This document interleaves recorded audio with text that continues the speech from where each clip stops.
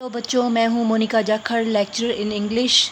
बच्चों, आज हम इस वीडियो में पढ़ेंगे फर्स्ट फ्लाइट बुक का के थर्ड चैप्टर यानी कि 2 स्टोरीज़ अबाउट फ्लाइंग का सेकंड पार्ट, जिसका नाम है दी ब्लैक एरोप्लेन। बच्चों, ये कहानी लिखी है फ्रेडरिक फोर्सिथ ने और ये बहुत ही इंटरेस्टिंग स्टोरी है। शुरुआत में ही मैं आपको थोड़ी सी एक इंट्रोडक्शन दे दूँ कि जैसा कि टाइटल से पता लगता है कि ये किसी ब्लैक एरोप्लेन के बारे में है। एक पायलट इसे उड़ा रहा होता है, इसका नाम होता है ओल्ड डकोटा एरोप्लेन।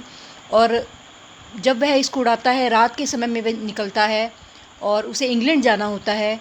तो हम इस स्टोरी में पढ़ेंगे कि क्या वह सेफली इंग्लैंड पहुंच जाता है या उसे कुछ दिक्कतों या कुछ मुसीबतों का सामना करना पड़ता है।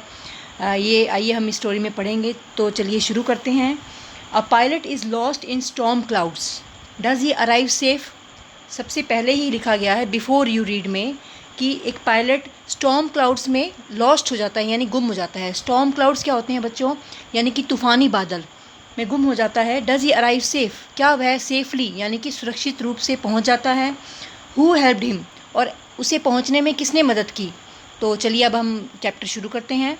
The moon was coming up in the east behind me, यानी कि जो चंद्रमा था वो पीछे पूर्व में सामने आ गया था। मतलब बिहाइंड मी का मतलब मेरे पीछे नज़र आ रहा था, आसमान में चढ़ गया था। And stars were shining in the clear sky above मी, और मेरे ऊपर साफ आसमान में तारे चमक रहे थे। अब इससे हमें पता चलता है कि ये रात का समय था और तारे चमक रहे थे। इससे हमें ये पता चलता है कि कोई भी बादल नहीं थे आसमान में, बादलों का नामो निशान तक नहीं था। बच्चों, ये किसी भी पायलट के लिए एक अच्छी बात होती है जब आसमान साफ़ हो। There wasn't a cloud in the sky, आसमान में एक भी बादल नहीं था।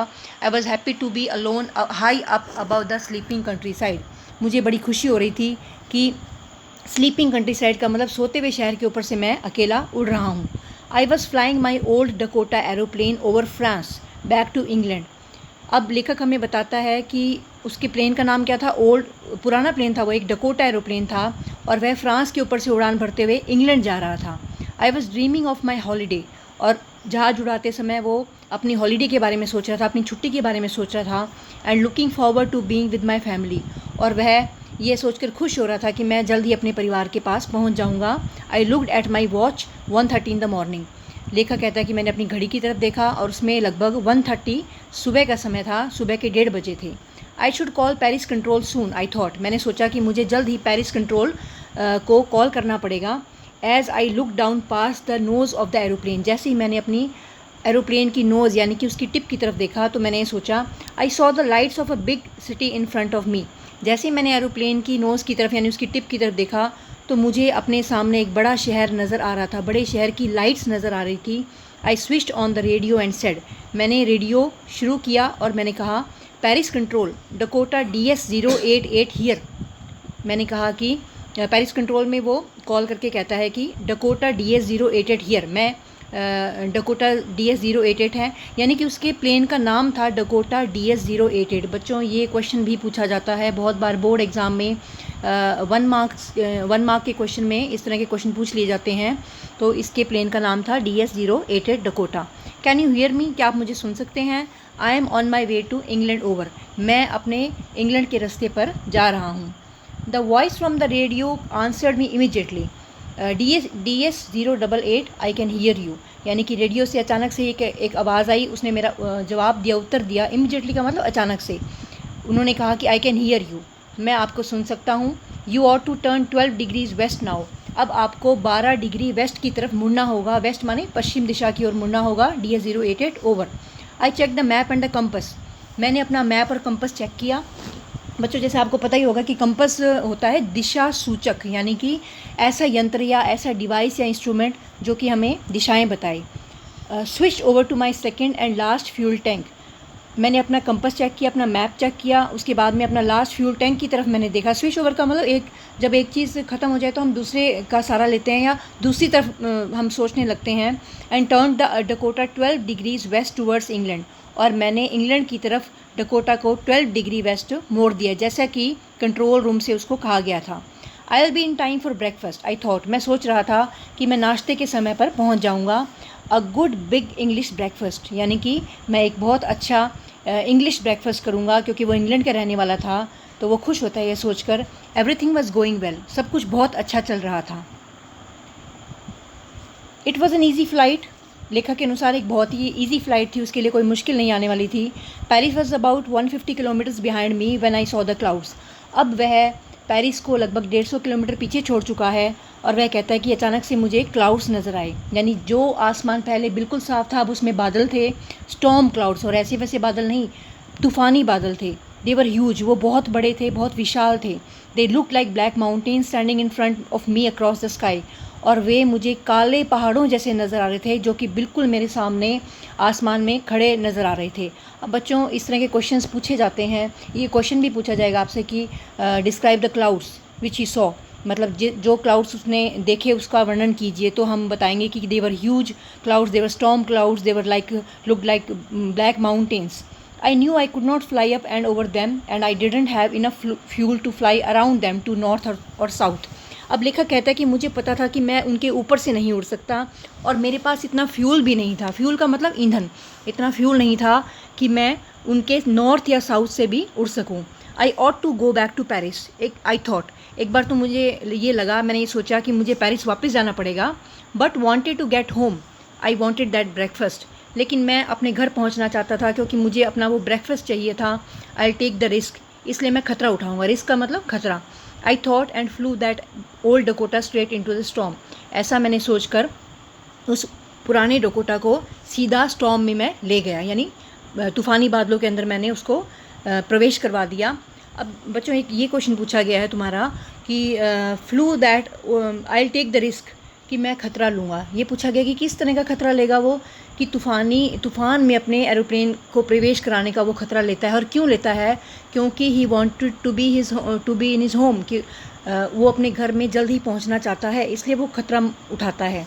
Inside the clouds everything was suddenly black, अब जैसे ही वो बादलों के अंदर जाता है वह देखता है कि सब कुछ काला पड़ गया है। It was impossible to see anything outside the aeroplane, और एरोप्लेन के बाहर कुछ भी देख पाना इम्पॉसिबल था, बिल्कुल भी पॉसिबल नहीं था। The old aeroplane jumped and twisted in the air, जो पुराना एरोप्लेन था, पहले हमें बताया जा चुका है कि उसका जो डकोटा एरोप्लेन है वो पुराना हो चुका था, वह जंप कर रहा था एयर में एंड ट्विस्ट कर रहा था, मुड़ रहा था। I looked at the compass, मैंने कंपस की तरफ देखा। अब बच्चों ये भी क्वेश्चन आपसे पूछा जाएगा कि स्टॉर्म क्लाउड्स में उसका एक्सपीरियंस कैसा था, तो हम यही बताएंगे कि एवरीथिंग वाज सडनली ब्लैक, सब कुछ ब्लैक हो चुका था, एरोप्लेन जंप कर रहा था, ट्विस्ट कर रहा था। और I looked at the compass, I couldn't believe, कि जब मैंने कंपस की तरफ देखा तो मैं बिलीव ही नहीं कर पाया। देखिए बच्चों ये पिक्चर है, उसमें ये प्लेन उड़ा रहा है, जो लेखक है वो अपने प्लेन में है और एक और प्लेन नज़र आ रहा है, उसके बारे में हम आगे पढ़ेंगे। तो I couldn't believe my eyes, वो कहता है कि जब मैंने कंपस देखा तो मैं अपनी आइज़ पर यानी अपनी आंखों पर विश्वास ही नहीं कर पाया। The compass was turning round and round and round, जो कंपस है, जो उसकी सुई जो थी वो गोल गोल घूम रही थी। इट वॉज डेड, वो भी डेड हो चुका था, वो भी ख़राब हो चुका था। I would not work, it would not work, वो काम नहीं कर रहा था। The other instruments were suddenly dead too, यानी कि बाकी इंस्ट्रूमेंट्स जो थे वो भी डेड हो चुके थे। बाकी इंस्ट्रूमेंट्स का मतलब जो उसके यंत्र थे जहाज़ में जो उसको हेल्प करने वाले थे वो सभी डेड हो चुके थे। आई ट्राइड द रेडियो, उसके बाद मैंने रेडियो ट्राई किया। Paris control can you hear me, radio में उसने आवाज़ लगाई, पेरिस कंट्रोल क्या आप मुझे सुन सकते हैं? देयर वॉज नो आंसर, कोई जवाब नहीं आया। The radio was dead too, इससे मुझे पता चल गया कि रेडियो भी डेड हो चुका है। I had no radio, no compass and I couldn't see where I was, मेरे पास रेडियो भी नहीं था, मेरे पास कंपस भी नहीं था और मैं अब ये देख भी नहीं पा रहा था कि मैं कहाँ हूँ। I was lost in the storm, एक तरह से मैं तूफ़ान में लॉस्ट हो चुका हूँ, गुम हो चुका हूँ। Then in the black clouds quite near me, फिर जो काले बादल थे मेरे पास, आई सॉ अनदर एरोप्लेन, उनके अंदर मैंने एक और एरोप्लेन को देखा। It had no lights on its wings, उसके विंग्स पर, जो पंख होते हैं एरोप्लेन के, उसके विंग्स पर कोई लाइट नहीं थी। But I could see it flying next to me through the storm, लेकिन मैं उसे साफ उड़ते हुए देख सकता था, मेरे साथ ही वह उड़ रहा था, मेरे पास में ही उड़ रहा था।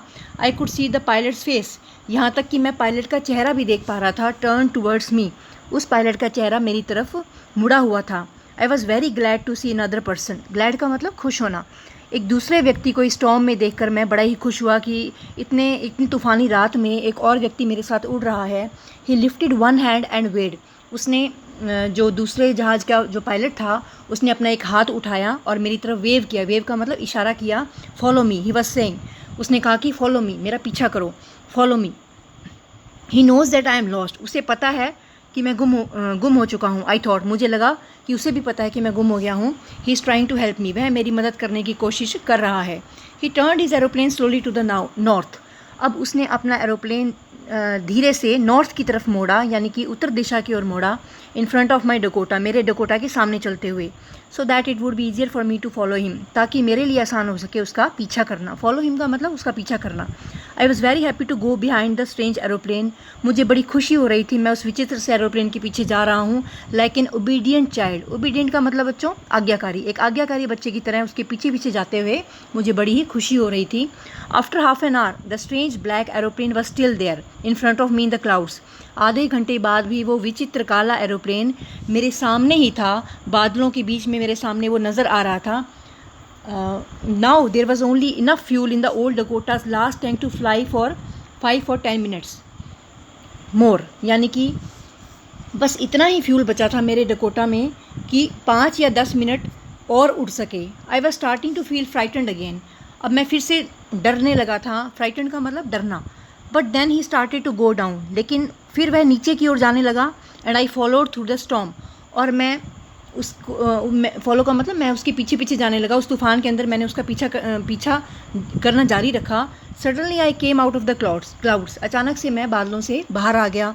And saw 2 long straight lines of lights in front of मी, और अचानक से मैंने अपने सामने 2 लंबी कतारें देखी, उसमें लाइट जल रही थी। It was a runway, an airport, I was safe. तो लेखक देखो, ये 3 जगह साइन ऑफ एक्सक्लेमेशन यूज़ किया गया है। इट वॉज़ अ रनवे, फिर sign of exclamation, an airport, and I was safe. इसका मतलब ये है कि लेखक हैरान हो रहा था कि ये तो एक रनवे है, एक एयरपोर्ट है, और मैं सुरक्षित हूँ। उसे यकीन नहीं था कि इतनी जल्दी वो एक एयरपोर्ट पे पहुँच गया है। I turn to look for my friend in the black aeroplane. अब मैं मुड़ा ताकि मैं उस ब्लैक एरोप्लेन वाले व्यक्ति को देख सकूं। उसने उसे माय फ्रेंड कहकर बुलाया है, यानी कि वो एक तरह से उसका दोस्त बन गया था जिसने उसको इतने तूफ़ानी बादलों से बचाया था। But the sky was empty, लेकिन मैंने देखा कि जो आकाश है वह बिल्कुल खाली है। देयर वॉज नथिंग देयर, वहाँ पर कुछ भी नहीं था। The black aeroplane was gone, जो काला एरोप्लेन था वो वहाँ से चला जा चुका था। आई कुडंट सी इट एनीवेयर, मैं तो उसे कहीं भी नहीं देख पाया। I landed and was not sorry to walk away from the old Dakota near the control tower. तो मैं नीचे उतर गया, लैंड किया मैंने, और मुझे बिल्कुल भी दुख नहीं हो रहा था कि मैं अपने ओल्ड डकोटा से दूर जा रहा हूँ। नियर द कंट्रोल टावर, मैं कंट्रोल टावर की तरफ बढ़ रहा था। अब बच्चों, लेखक ये क्यों कहता है कि मुझे बिल्कुल दुख नहीं हुआ? क्योंकि उस एरोप्लेन से उसे दूर जाते हुए दुख नहीं हो रहा था जिस एरोप्लेन की वजह से वो आज मरते मरते बचा है, या इस तूफ़ानी बादल से मुश्किल से बचकर निकला है। तो और उसे खुशी भी थी कि वो अपने घर पहुंचने वाला है। I went and asked a woman in the control centre. अब वो जाता है कंट्रोल सेंटर में, और वहाँ पर एक वुमन होती है, एक औरत होती है।